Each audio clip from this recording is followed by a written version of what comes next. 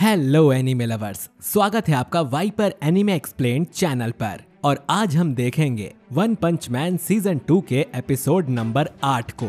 अगर आपने पिछले एपिसोड्स अभी तक नहीं देखे हैं तो उनकी लिंक आपको डिस्क्रिप्शन में मिल जाएगी। तो अब चलिए जानते हैं आगे की कहानी को इस एपिसोड के साथ, जिसका नाम है the resistance of the strong. Episode की शुरुआत में हम देखते हैं कि सूर्यु को जीतने पर ट्रॉफी और पैसे दिए जा रहे हैं, लेकिन फिर भी उसके दिमाग से सैतामा नहीं जा रहा था और वो जानता था कि असल में सैतामा ने उसे हराया है। फिर अनाउंसर सबको न्यूज बताता है कि अरेना के बाहर पूरे शहर में मॉन्स्टर्स फैले हुए हैं, मगर लोगों को उससे कोई चिंता नहीं होती क्योंकि वो जिस जगह हैं वहाँ दुनिया के टॉप मार्शल आर्टिस्ट लोग मौजूद हैं। वहीं सूर्यु कोशिश करता है कि वो सैतामा के बारे में ना सोचे और अपने पास खड़ी एक लड़की से फ्लर्ट करने लगता है। इतने में कुछ लोग आसमान में उड़ते हुए मॉन्स्टर्स देखकर चिल्लाने लगते हैं। 3 बड़ी क्रो जैसे मॉन्स्टर्स फिर रिंग के बीच आकर खड़े हो जाते हैं। सब देखते हैं कि उनके हाथों में 3 बेस्ट हीरोज घायल पड़े हैं। ये सब देखकर एक अनाउंसर वहां से भागने की कोशिश करता है, पर तभी उसके सामने गोकेत्सु आ जाता है और उसे भागने से रोक लेता है।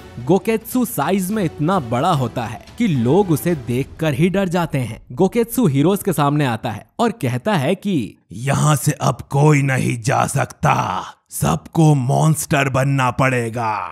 स्नैक और लाइटनिंग मैक्स उसके सामने आते हैं और कहते हैं कि वो उसे रोकेंगे, मगर गोकेत्सु एक लात मारकर दोनों हीरोज को हवा में उड़ा देता है और बताता है कि मैं मॉन्स्टर एसोसिएशन का गोकेत्सु हूँ और मैं तुम सबकी जान लेने आया हूँ। उसका नाम सुनते ही सारे फाइटर्स हैरान रह जाते हैं और अनाउंसर बताता है कि ये फर्स्ट चैंपियनशिप का विनर है। गोकेत्सु कहता है कि अच्छा है, मैं तुम लोगों को अभी भी याद हूँ।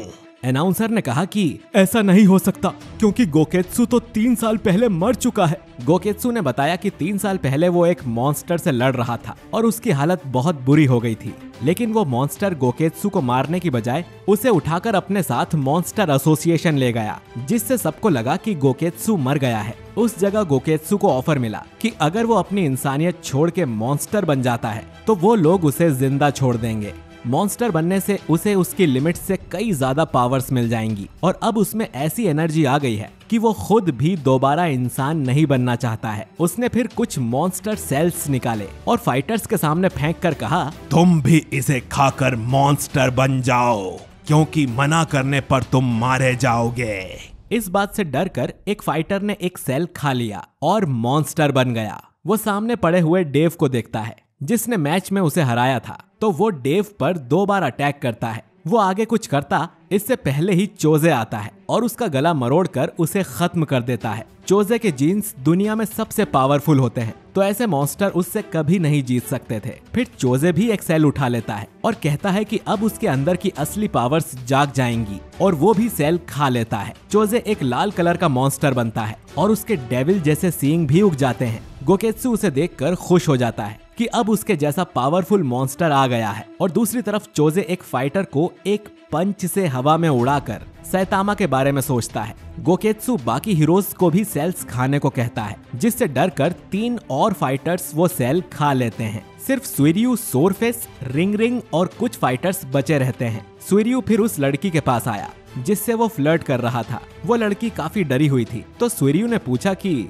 अगर मैं इन मॉन्स्टर्स को मार दूं तो क्या तुम मेरे साथ डेट पर चलोगी? और लड़की हाँ कह देती है और फिर वो सभी मॉन्स्टर बने फाइटर्स को एक एक वार में ढेर कर देता है। फिर उसकी फाइट चोजे से होती है। चोजे अपनी सींग से सूर्यु पर अटैक करता है, जिससे बस सूर्यु का गुस्सा बढ़ जाता है। दोनों में काफी टफ फाइट होती है, जिसके बाद चोजे अपने दोनों सींगों के बीच इलेक्ट्रिक बॉल जैसा बनाता है और सूर्यु पर अटैक करता है। सूर्यु बहुत ज्यादा जोर लगाकर किसी भी तरह उस अटैक को रोक लेता है और फिर चोजे के दोनों सींग तोड़कर उस पर इतने तेज अटैक्स करता है कि चोजे किसी काबिल नहीं बचता। गोकेत्सु सूर्यु की पावर देखकर काफी इम्प्रेस हो जाता है और उसे भी मॉन्स्टर बनने को कहता है, जिससे वो मिलकर पूरी दुनिया को मॉन्स्टर्स बना सकें। सूर्यु मॉन्स्टर सेल उठाता है और कहता है कि बात तो तुम्हारी सही है, इसे खाने से मुझ में बहुत ज्यादा पावर्स आ जाएंगी, पर नहीं, मॉन्स्टर बनने के बाद मेरा हैंडसम फेस तुम्हारे जैसा भद्दा बन जाएगा। और सूर्यु वो सेल गोकेत्सु पर फेंक देता है। सुइर्यू फिर गोकेत्सु पर अटैक करने आता है, मगर गोकेत्सु के एक पंच से सुइर्यू खूनम खून होने लगता है। वहीं सिटी क्यू में लोग वॉच डॉग मैन को चीयर कर रहे थे, क्योंकि उसने यहाँ अटैक करने आए सभी मॉन्स्टर्स को मार डाला होता है। गारो अभी भी वहीं खड़ा होता है और सोचता है कि इसीलिए watch dog man class S hero है। वॉच डॉग मैन की स्पीड और ताकत काफी ज्यादा है, मगर उसमें सिर्फ यही 2 क्वालिटीज हैं जिसे मैं आसानी से संभाल सकता हूँ। गारो उस पर अटैक करता है, मगर डॉग वाली क्वालिटीज की वजह से वॉच डॉग मैन को उसके आने की आहट हो जाती है और वो वहाँ से उछलकर गारो से लड़ने लगता है। दूसरी तरफ अरेना में सुइर्यू बहुत मेहनत से गोकेत्सु से लड़ने की कोशिश करता है, मगर गोकेत्सु को उसके एक भी अटैक से एक खरोच तक नहीं पहुंचती। लेकिन गोकेत्सु के एक हमले से सुइर्यू घायल होते जाता है। गोकेत्सु फिर अपने बर्ड मॉन्स्टर्स को भी लड़ने के लिए कह देता है, जिससे वो वहां खड़े फाइटर्स को बुरी तरह घायल कर देते हैं। सुइर्यू की फाइट में उसकी एक हथेली टूट जाती है, मगर वो फिर भी लड़ाई जारी रखता है। अब गोकेत्सु सुइर्यू को गिराकर उस पर पैर रख देता है और कहता है कि अगर तुमने मेरी बात नहीं मानी तो मैं तुम्हें 3 सेकंड्स में मार दूंगा। वो फिर अपनी काउंटिंग शुरू करता है और 3 सेकंड्स में सुइर्यू उसका पैर उठा लेता है, पर फिर भी कुछ खास नहीं कर पाता और इतना घायल हो जाता है कि उसमें खड़े होने की ताकत भी नहीं बचती। और वहीं गोकेत्सु अभी भी वैसा का वैसा ही रहता है। सुइर्यू बर्ड मॉन्स्टर के सामने जाकर गिर जाता है, जिससे गोकेत्सु उन्हें सुइर्यू को खा जाने को कह देता है। वो बताता है कि ये सब पहले उसके स्टूडेंट्स हुआ करते थे, मगर सेल खाने के बाद उन्होंने खुद पर काबू खो दिया और ऐसे बन गए। सुइर्यू जैसे तैसे खुद को बचाने की कोशिश करता है, तभी उसे दूर खड़ा बकुजन दिखाई देता है। सुइर्यू चिल्लाता है कि उसे बकुजन की मदद की जरूरत है, तो वो यहाँ आता क्यों नहीं। बकुजन हंसता है। वो सुइर्यू से कहता है कि फाइनल्स देखकर साफ साफ पता चलता है कि बकुजन उससे नहीं जीत पाता। सुइर्यू उससे कहीं ज्यादा पावरफुल है, मगर दुनिया का सबसे पावरफुल इंसान होने के बाद भी वो इन मॉन्स्टर्स के सामने कुछ नहीं कर पा रहा था। सुइर्यू ने कहा कि इसीलिए हमें एक साथ मिलकर इन्हें हराना होगा, पर बकुजन गुस्से में आ जाता है और सारे के सारे मॉन्स्टर सेल्स खाते हुए कहता है कि अब मुझे दुनिया का सबसे पावरफुल इंसान नहीं, बल्कि सबसे पावरफुल मॉन्स्टर बनना है, क्योंकि इंसान मॉन्स्टर्स से बहुत कमजोर होते हैं। बकुजन ने फिर गोकेत्सु से कहा कि मैं अब कुछ देर में मॉन्स्टर बनकर तुम्हें भी खत्म कर दूंगा।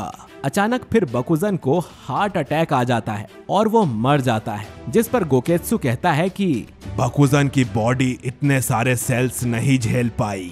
अगला सीन हॉस्पिटल का होता है, जहां मोमेन राइडर एक मॉन्स्टर से लड़ने की कोशिश कर रहा होता है, मगर वो सिर्फ उससे मार खाता है हमेशा की तरह। लेकिन तभी यहाँ टैंक टॉप मास्टर आ जाता है और उस मॉन्स्टर को बिल्डिंग से ही बाहर फेंक देता है। सीन वापस अरेना में आता है, जहाँ गोकेत्सु कहता है कि अरेना के अंदर और बाहर अब कोई हीरो नहीं बचा, सिर्फ तुम बचे हो। फिर वो बर्ड मॉन्स्टर्स को उसे खा जाने को कहता है। बर्ड मॉन्स्टर्स उस पर अटैक करने आ ही रहे थे कि तभी वहाँ स्नैक और लाइटनिंग मैक्स अपने हीरोज वाले सूट्स पहनकर आ जाते हैं और बर्ड्स को सुइर्यू से दूर कर देते हैं। सुइर्यू ने पूछा कि तुम वापस यहाँ क्यों आए, जिस पर दोनों ने बताया कि वो सच्चे हीरोज हैं और अब अपने सूट्स में हैं, तो उन्हें कुछ नहीं होगा। स्नैक का सूट स्नैक स्किन जैसा है, जो उसे किसी भी मॉन्स्टर के हमले से बचाता है, और लाइटनिंग मैक्स के पास उसके हल्के जूते थे। दोनों फिर जमकर लड़ाई करते हैं, जहाँ सुइर्यू उन्हें उसे बचाने के लिए थैंक्स कहता है। उन तीनों बर्ड्स को मारने के बाद सुइर्यू दोनों से कहता है कि अब हमें पतली गली से निकल लेना चाहिए, पर वो पीछे मुड़कर देखता है कि दोनों हीरोज गोकेत्सु से भी लड़ने के लिए खड़े हो गए हैं। स्नेक कहता है कि हम तुम्हें यहाँ से भागने का टाइम दे रहे हैं और तब तक हम इसे संभाल लेंगे। सुइर्यू उन्हें समझाता है कि वो गोकेत्सु के सामने मर जाएंगे, पर तब भी उनके ना सुनने पर सुइर्यू अकेला वहाँ से भागने लगता है। उसे समझ में आ जाता है कि एक फाइटर और एक हीरो में क्या फर्क होता है। उसे स्नैक और लाइटनिंग मैक्स के मार खाने की आवाजें आती हैं, मगर सुइर्यू नहीं रुकता। इतने में उसके सामने बकुजन आ जाता है, जो बिल्कुल गोकेत्सु जैसा ही विशालकाय मॉन्स्टर बन चुका है, और उसके एक पंच से सुइर्यू सीधा जमीन में धंस जाता है। बकुजन को देखकर तो गोकेत्सु बहुत ही ज्यादा खुश हो जाता है, क्योंकि बकुजन साइज में भी उसके जैसा था और उसी के जैसा थ्रेट लेवल ड्रैगन बना था। बकुजन बहुत ही बुरी तरह से फिर सुइर्यू को मारना शुरू करता है और बिल्कुल भी रहम नहीं करता। अब सीन घूमकर मॉन्स्टर एसोसिएशन पर आ जाता है। ग्योरो ओरोची को बताता है कि उनका प्लान सक्सेसफुल हो रहा है और वो सिटीज पर कब्जा करते जा रहे हैं। उनके मॉन्स्टर्स भी फाइटर्स को एक एक करके मॉन्स्टर्स बनाते जा रहे हैं। फिर ग्योरो एक आंख जैसा ड्रोन गोकेत्सु के पास भेजता है और उसे तुरंत वापस आ जाने को कहता है, क्योंकि अगर कोई भी एस क्लास हीरो वहां आया तो गोकेत्सु शायद ही बच पाए। इससे गोकेत्सु बकुजन को भी अपने साथ चलने के ऑर्डर्स देता है, मगर बकुजन को लगने लगता है कि वो बहुत ही ज्यादा पावरफुल बन चुका है, तो उसे किसी के ऑर्डर सुनने की जरूरत नहीं है और वो गोकेत्सु पर अटैक करने आता है। पर गोकेत्सु पिछले 3 साल से मॉन्स्टर है, तो वो बकुजन को एक हाथ से गिरा देता है। वो कहता है कि मॉन्स्टर एसोसिएशन में कई मॉन्स्टर्स हैं और मैं तुमसे बहुत ज्यादा स्ट्रॉन्ग हूँ। हमसे पंगा मत लो, और अगर तुम्हें अड्डे पर आना हो तो सिटी जेड के आखिर में आ जाना, हम सब वहीं हैं। गोकेत्सु चला जाता है और बकुजन उससे डर जाता है।